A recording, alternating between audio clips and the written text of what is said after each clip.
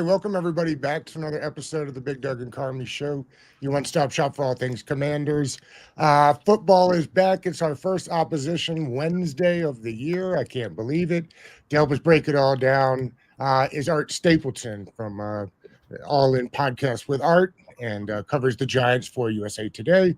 Art, how many years is this for you covering the Giants?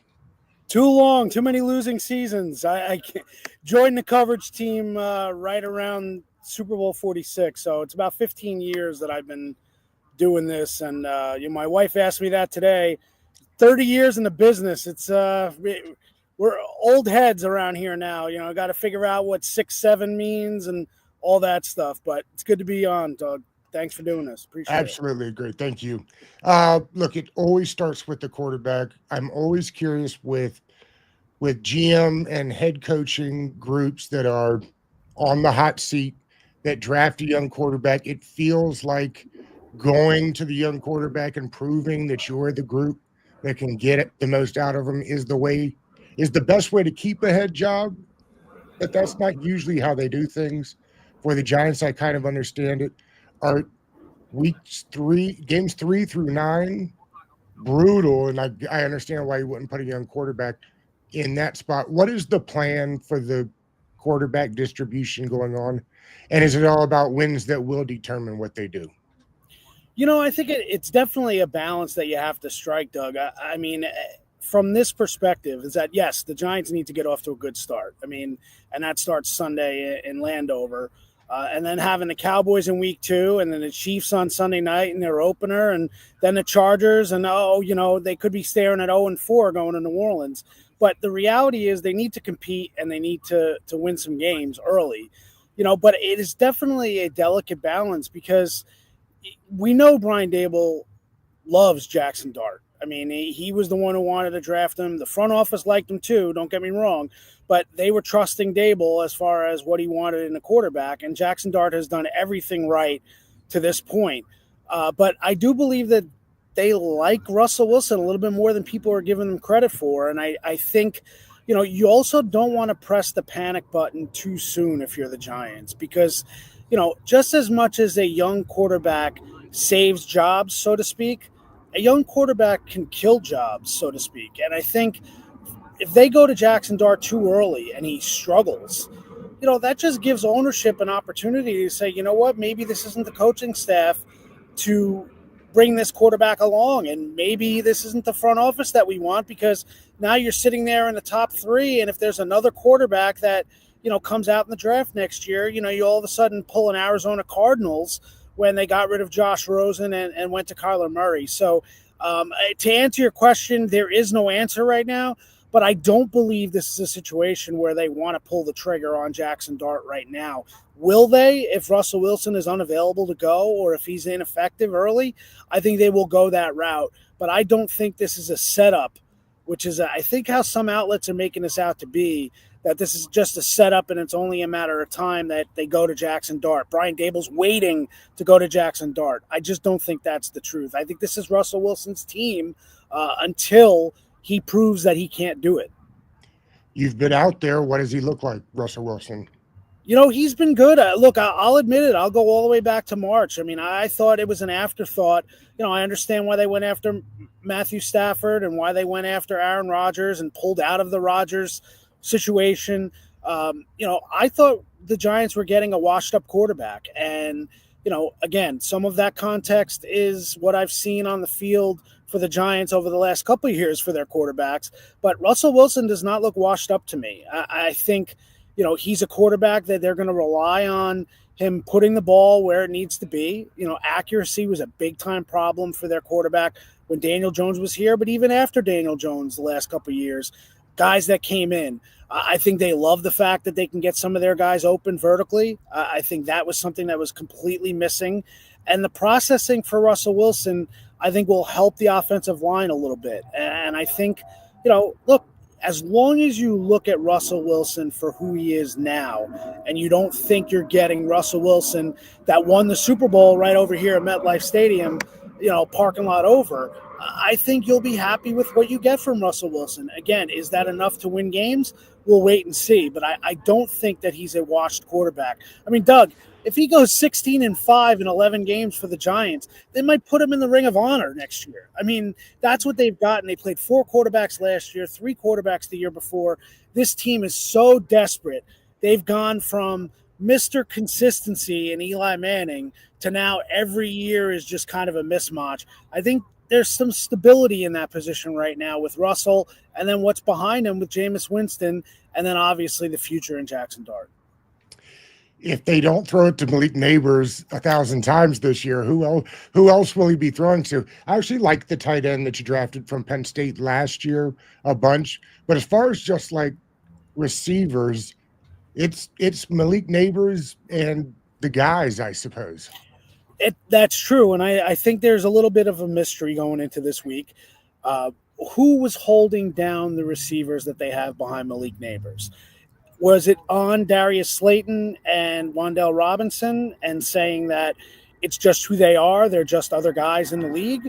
Or was it the lack of consistent quarterback play and the ability to hit them down the field that was holding them back? I think the Giants will tell you that they believe in the talent of the receivers. They obviously made the decision that they did at quarterback. I think they hoped last year. I mean, if you watch some of those games that the Giants played last year, and it really led to there were 2 reasons why Daniel Jones was benched ultimately. It was the idea that they had the injury guarantee, so they didn't want to risk another injury, and then they would be on the hook this year for a massive amount. I think it was $22 million. Or it was also schematically, is that they felt as though there were 4 or 5 games in every week that Daniel Jones just missed the play for whatever reason. And the biggest play that really stands out as the example, they ran a flea flicker. I don't know if you remember this, but it was the Germany game. So there were eyes on the game. And they ran a flea flicker from midfield on 3rd and 1. And they had Malik Neighbors streaking open around 25 yards. And Wan'Dale Robinson was open about 35 yards. And Daniel Jones took the sack. And on a flea flicker, look, Doug, you and I don't have to play the game. If you played the game, we know that on 3rd and 1 from midfield, you know your read. Your read is this guy, that guy. If they're not there, throw it away because you want to live another day at 4th and 1. And they took a sack. I mean, they feel as though they can scheme up some things to get these guys in space, and they're going to rely on a veteran quarterback to get them the ball. It's early in the week. I know that I saw your clips earlier about Andrew Thomas. Anybody that watches this show knows I'm a huge Commanders fan and a huge Georgia Bulldogs fan. So while I'm rooting for Andrew Thomas, if he misses week 1, would not upset me all that much. What do you think? I know it's early. What's the likelihood that he plays in your mind? You know, I think I said it was probably around 50-50 last week, just because Andrew himself has been pretty honest, has been close to the vest, not really committing to being out there. I think part of that is, Andrew Thomas has pushed through injuries the last 2 years, and it's cost him dearly. 2 years ago was the hamstring injury he suffered in Dallas, in the Dallas game, chasing down a blocked field goal, and he pulls his hamstring. Ended up playing the rest of the half, and then last year when he hurt his Liz Frank, and he had the Liz Frank injury, he played like for the next 2 or 3 quarters against Cincinnati. I think after seeing him today on the practice field during the media viewing period, that tomorrow is going to be the big day. That if he wakes up tomorrow and he can judge the soreness that he's going to have because he hasn't had a training camp, if he feels as though the soreness is something that he can work through, that it's good soreness as opposed to bad soreness, I think they're going to give Andrew Thomas an opportunity to start on Sunday. But we really don't know. Doug, you've seen them play games, not just the Giants, every team. Media viewing period ends, and all right, 78, go to the sideline. We're going to put in Hudson now. James Hudson, who's his backup. I think the real telltale will be the injury report today. Most likely, Andrew Thomas will be limited. If he doesn't do enough to be limited and it somehow did not practice or because we only saw 1 period, then I think you get concerned. But right now, I'd say the arrow is trending in the right direction for Thomas to at least give it a shot on Sunday. Any other players of note that would be on that injury list? Yeah, the one you mentioned earlier, Theo Johnson, their young tight end. They expect big things from Theo Johnson. I think I would make a prediction that if everybody's healthy, Theo Johnson could be second in targets this year to Malik Neighbors. Neighbors will probably have around 300 targets, which will shatter the record in the league that Marvin Harrison set in 2002. But then Theo Johnson will be behind that. He was out there in full uniform. He didn't practice at all. My sense is that he was dealing with something. They just shut him down completely last week, let him go through treatment. His participation on the injury report will be interesting as well. If he's limited and makes it through practice, he's a big injury. But other than that, they're relatively healthy. I would imagine, Malik Neighbors looks good. I think everybody up front is raring to go. So as far as those two are the big injuries for the Giants. The unofficial depth chart for most teams are starting to trickle out now. I took a look at the Giants before we got started. Didn't seem like there was anything crazy. Was there anything that you were surprised by? No, the only putting the distinction of QB2 for Jackson Dart ahead of Jameis Winston. I mean, the unofficial depth charts for the preseason had Winston at 2 and Dart at 3. I mean, if the viewers don't know, I mean, the way it's put together is through the PR department for the preseason, especially with input from the front office. Watching the entire preseason, Jackson Dart was QB2, Jameis Winston was QB3. It didn't mean that on game days, Winston wouldn't have an opportunity, but we'll see. So that was really the only one that got a lot of attention here. The other one is, and fans of the Commanders down in the DC area are well familiar with Deonte Banks and his battles with Terry McLaurin the last 2 years. Banks did not have a good year last year. He and Cordell Flott, it was a third-round pick from LSU a couple of years ago, they've battled for that second cornerback spot opposite Paulson Adebo. And I think Flott will probably get the nod this weekend, but I think we'll probably see some Banks too.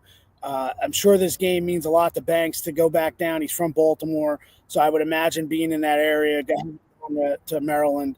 But I think that's really the only one as far as the legitimate battles here for the Giants. Everybody else is pretty much the same. I think you'll end up seeing Greg Van Roten at right guard, the veteran. I think Evan Neal will be in reserve on Sunday. And other than that, I think the Giants, it's pretty cut and dried as far as what they have out there on the field. We spent most of the time talking about offense, but in reality, this team goes as the defense goes. They've got a chance to maybe the best defensive line in football this year. They're certainly the deepest defensive line in football. I guess the only thing that I noticed was Abdul Carter, the first-round pick, not in the starting rotation, but I have a feeling that he'll get plenty of playing time. Yeah, I think I would get too caught up in the idea that he's not starting. I mean, they're going to start Thibodeaux and Burns. Brian Burns has had a great camp in his second year with the Giants. And Kayvon Thibodeaux has a chip on his shoulder. I mean, he came back this summer. They picked up his fifth-year option, but they also drafted over him with a guy who was picked 2 slots ahead of what Thibodeaux was. There hasn't been extension talks for Kayvon. He came back in shape, really looks good. I think they'll use Carter's versatility. I floated this out, and I've gotten a lot of heat from Giants fans, the idea of, given his history of off-the-ball linebacker at Penn State, 2 years ago and how effective he was, it wouldn't surprise me to see some sub-packages where the 2 edge rushers are Thibodeaux and Burns, and then Carter is kind of mixing and matching. Sometimes he blitzes the A-gap inside with Dexter Lawrence. Sometimes he's back maybe even as a spy with Jaden Daniels. We know how effective Jaden was last year, moving the pocket, killing teams with the way he was able to run. I'm not saying wasting Abdul Carter because he's probably but from what we've seen so far, the purest pass rusher that they have. But I want to give Washington a couple different looks here, and I think they're going to go into the game wondering where 51 is, where Abdul Carter is lining up. I want to give him some looks. I want to see him drop back a little bit. I want to see him, use his instincts, follow Jaden Daniels around a little bit. If you see that he's setting up for a pass play, go get him. Go get him. Go on the outside. See if you can get there unblocked. So that's kind of where I see Abdul Carter fitting in. But I don't believe it'll be a distinct snap count disadvantage for Carter. I think you'll probably see Thibodeaux and Burns and then maybe Carter a notch below where those guys are. But I'm thinking, 75%, 65% kind of snap counts for those guys. Get them on the field. And the Giants have to be in that position too. I mean, if Washington goes out 10-0, the whole idea of this pass rush means absolutely nothing if now all of a sudden Washington can dictate what they want to do offensively. Giants need to get up in games and give this pass rush an opportunity to rush with a lead because they didn't have that much last year in a 3-win campaign. They're 7.5-point dogs in most outlets. What if you were running the show on Sunday? What is the key to beating the Commanders if you're the Giants? I'm coming out and I'm maybe running a little bit early on. I'm trying to set a tone a little bit with the offensive line, let them settle in. I think Russell Wilson is at his best in play action. I don't have the numbers. I don't have the analytics, but I know what I'm seeing. I mean, I think they want to run the football a little bit. I think Tyrone Tracy is under the radar a little bit, maybe for everybody, including fantasy football owners. But I think Tyrone Tracy, Cam Scatterbo was out for a while in the summer, but I think, maybe in the passing game, a little Scatterbo. They've been very good in the screen game this summer. Tim Kelly, who used to be the OC down in Tennessee, he's the tight ends coach, but I heard him get a lot of credit last year for the screen game. So I'm looking to run a little bit. I'm trying to keep Washington off balance. I don't want them, pinning their ears back and hunting Russell Wilson.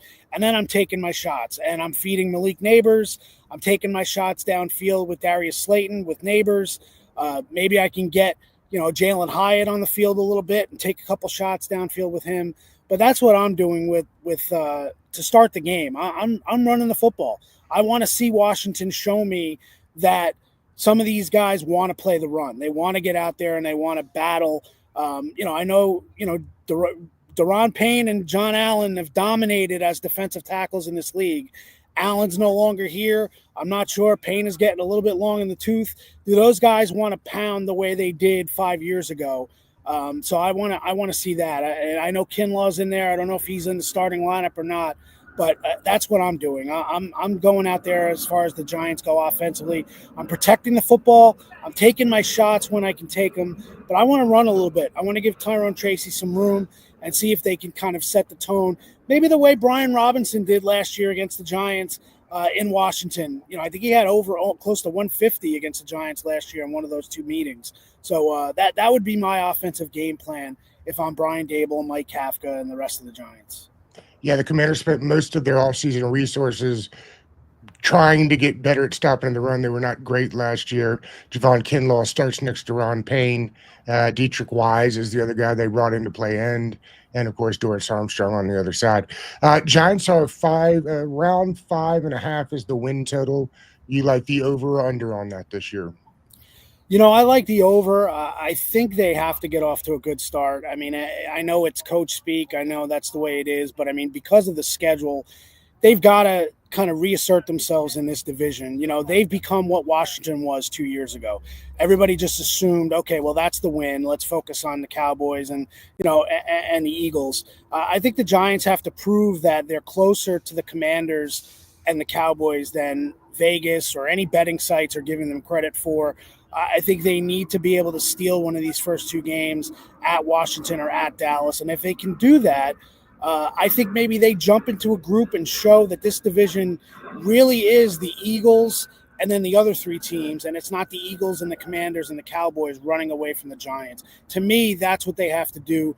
And I do think that later on in the year, you can steal some wins. That always happens. So I had the Giants between 7 and 8 wins if things go well. And then by the end of the year, they turn it over to Jackson Dart, and then they move into 2026.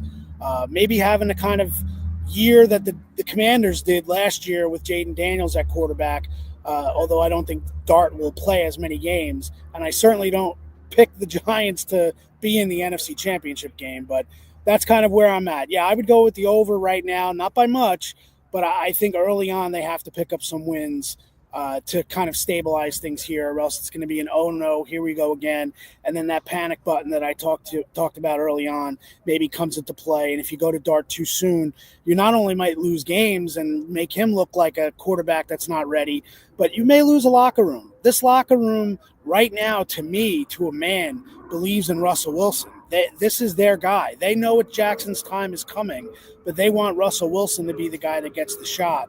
And if you go to that well too quickly, I don't know necessarily if that's going to help anyone in this organization. We'll get you out of this here on this one. On our NFC East preview show, I had the Giants at third in the division. Where do you have them? You know, I guess I'm buying into the Micah Parsons absence and just how that's going to affect the Cowboys in the locker room. Other than Dak and the receivers, and I'm still not even sold on Pickens as the number 2. I mean, CeeDee Lamb is unbelievable, but I mean, are we going to, are they going to win consistently with CeeDee Lamb getting 15 targets a game? I don't know if that's feasible. And I'm not really sure. I know Jerry Jones made a big thing about stopping the run, but I don't know. Look, the Giants haven't been able to stop the run in 3 years, and they have the best nose guard in football in Dexter Lawrence. Yeah. So you can't tell me that Kenny Clark all of a sudden is going to revamp their run defense. No. So I think it'll be close. I think they'll all be within, the 3 teams will all be within 7 and 9 wins. But I think the Giants finish in third, and I think the Cowboys are last. And unfortunately, I think Brian Schottenheimer, gets put out, a one and done because Jerry Jones just does not like the way the season ended and that kind of thing. And, it wasn't Jerry who made the decision to trade Micah Parsons, even though we all know it was. So that's kind of where I have the division. I think, like I said, I think the Giants have an opportunity to be closer to the Commanders and Cowboys than anyone does to the Eagles. I think the Eagles are still, 2-3 games ahead of everybody in the division. And then we go from there. So typical NFC East, but the Giants are the team that have the most to prove. We got to get Howie Roseman out of Philadelphia. Yeah. I think that's probably a rallying cry everywhere in the NFC East. I mean, and then you've got teams just trading to Howie Roseman for whatever reason.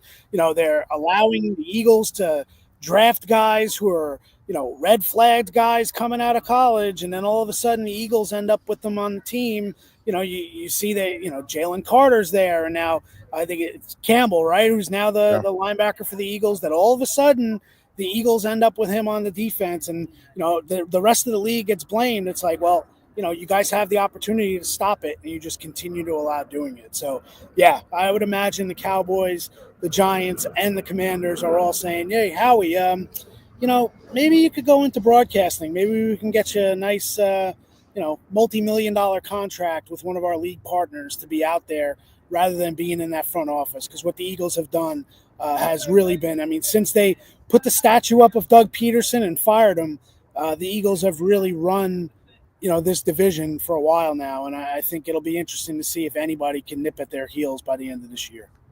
Tell the folks at home before you get out of here what they can expect from the All In podcast this year. Yeah, I mean, we're working every week, as you know, working on guests, try to get as many people. We had Kevin Burkhardt, who's doing this is incredible. He's doing the game with Tom Brady and Aaron Andrews and Tom Rinaldi. It's kind of a surprise assignment for them getting the Commanders and Giants. Not the Commanders. I think they'll be in Landover more for the Commanders than they are the Giants. But so we had Kevin there. We got a lot of media personalities. Try to get some players week to week. We know, how difficult that's become now with the plethora of podcasts that's out there, such a saturated market. But yeah, we're going on year 5 for All In with Art Stapleton. And, we try to touch on as much as we can. We have post-game podcasts, which do very, very well on YouTube that, try to talk both Giants and whatever team they're playing. So appreciate that. And then all our coverage is on northjersey.com. All the Giants. We got some big features for the Giants this week. Stuff on Malik Neighbors, Abdul Carter, a big thing on Russell Wilson that landed today. So appreciate you letting me hype that up. But, it's another year, Doug. We'll see, see if the Giants can make it interesting for us over here. The offseason has become the season to follow for the New York Giants. maybe that changes. I know You you do know not, what it's you do like. not want that, Art. I know you know what it's like. Just 2 years ago, I had somebody tell me that yesterday. Just 2 years ago, Washington was 4 wins. They were bringing in a new regime. They didn't have a quarterback, and they were in the basement. And now all of a sudden, because of the brilliance of Jaden Daniels and great moves that they've made by Dan Quinn and obviously Adam Peters, I think the Commanders now. Look, they were 1 game away from the Super Bowl last year, so it can happen that quick in the NFL. I think maybe some people here are harboring a little bit of delusion if they can make that jump. But I think, believe it or not, I think the Giants are following Washington as a blueprint. How about that? How about that? What a world we live in, Art. What a world we live in. The ego and the pride takes a hit up here with the Giants with, what transpired in the 80s and 90s for the Giants and the team formerly known as the Redskins. But it'll be interesting. It'll be very interesting to see what happens. I'm looking forward to getting down. Not looking forward to the view from the press box on Sunday, but I am looking forward to seeing the Washington PR staff, Sean and Charlie and those guys. They did they did their internships up here with the Giants, so we got a lot of familiarity. They do a great job. So looking forward to being down there and seeing a good game. Hopefully, take your binoculars with you. Art, we thank you. This was really good. I appreciate you. Awesome. Thanks, Doug. Appreciate it. Okay.